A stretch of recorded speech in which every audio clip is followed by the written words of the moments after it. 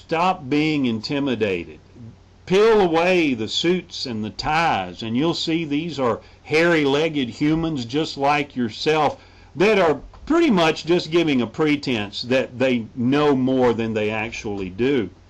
Society always intimidates by projecting false, exaggerated images. One peek behind the curtain reveals the farce. And of course you know the story of the Wizard of Oz, and when they discover the wizard, it's not quite what they expected, not quite as impressive. And when you get to know people a little higher up in religious hierarchies and political hierarchies, you realize they're humans. They have problems. Their families have problems. They don't have all the answers. So for any individual in this hierarchy to pretend that they're somehow better than you, know more than you, have greater potential for knowing than you, this is a farce. This is false.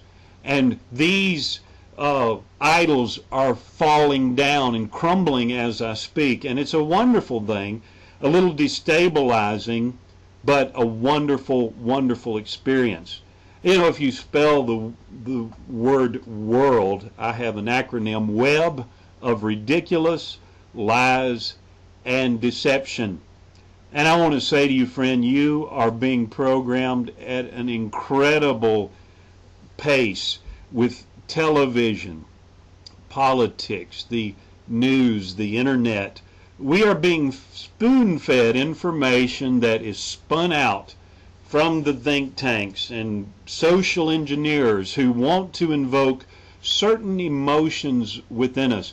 You need to be aware of the spider that's in the web, or you'll get trapped and caught and have the life sucked out of you. Truth will upset you free, not the dishonest propagations that are being forwarded as news. It has nothing to do with the news. It has a lot to do with controlling your reactions. You need to be aware when emotions are being heightened for America to engage in some type of war, and you're made to feel as though you're not patriotic if you don't follow this type of programming. Friend, this is false. This is scheduled. This is scripted.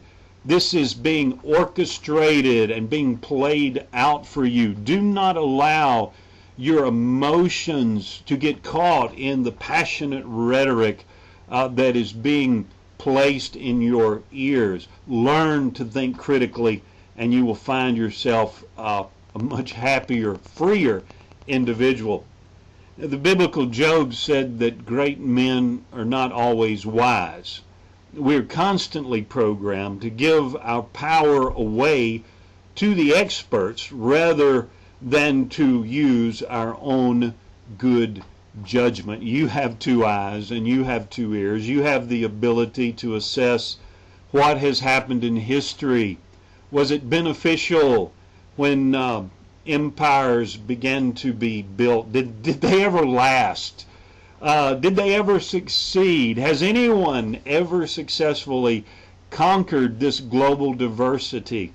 And you're going to see the answer is no, no, 1,000 no's. Be honest with history, even though they are trying to manipulate history to their own devices.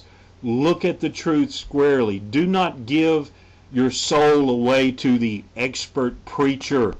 Do not give your laws away to the lawyer. Do not give your health away to the doctor. Take back your power. Take back your ability to judge and to assess.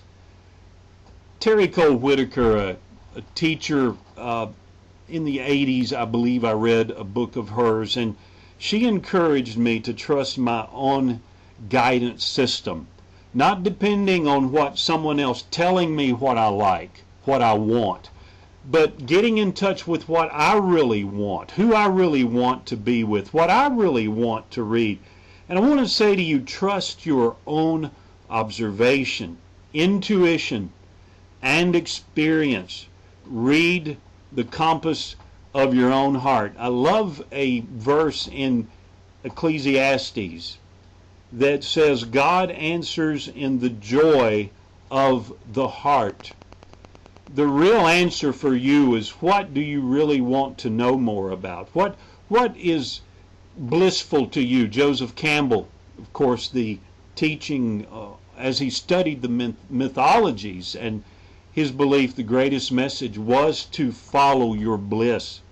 It is that energy of your joy that will take you to truth, that will take you to truthful people and places, and that compass will lead you true. If you listen to everyone else, if you have to have everyone else's opinion, if you need a little group to follow you, or you have to go attend a big group in order to feel okay, you're probably going to misnavigate. But if you will follow the truth of your heart, you're going to be led on an incredibly wonderful and exciting course.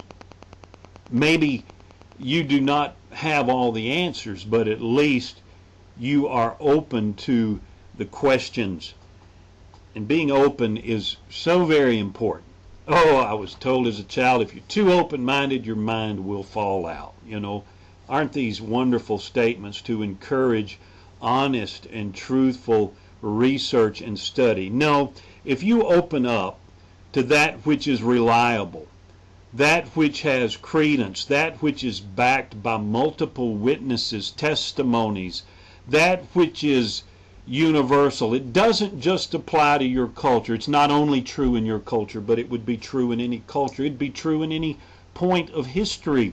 Then you begin to lay hold of the universal truths, the essential truths, not just some external doctrine or teaching that will probably go away with the fad in about 50 years, or maybe even sooner in today's world. It's sad because religion could be healthy. Our spiritual communities could be great centers for people to gather and meet other people. I believe this day is coming, and I believe that many ministers, spiritual teachers, are realizing the things that I'm sharing with you. Religion can be as debilitating and dysfunctional as any addiction. You know, an addiction, a person loses their mind. They lose their own reasoning and rationale. This can happen with religion. It can become highly toxic, or it can be a healthy part of your life. If you find a community and a group that wants to empower you to think, they want to encourage you to spiritually grow, experiment, exercise your right as a sovereign human being to know and to learn more. That is a healthy group. That is enforcing and supporting you in growth and expansion. But if someone wants to do the thinking for you, I encourage you to pack your bags and run the other direction.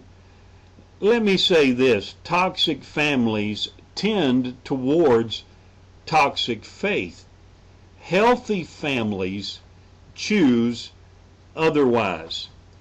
If you grew up with a father or mother demanding that you believe what they believe, being very authoritarian in what they had to say, and not allowing you to question, not allowing you to insert your ideas and your reasoning, then you're probably, if you have not challenged that in your life, you're probably going to seek out a faith that is as toxic as your family was.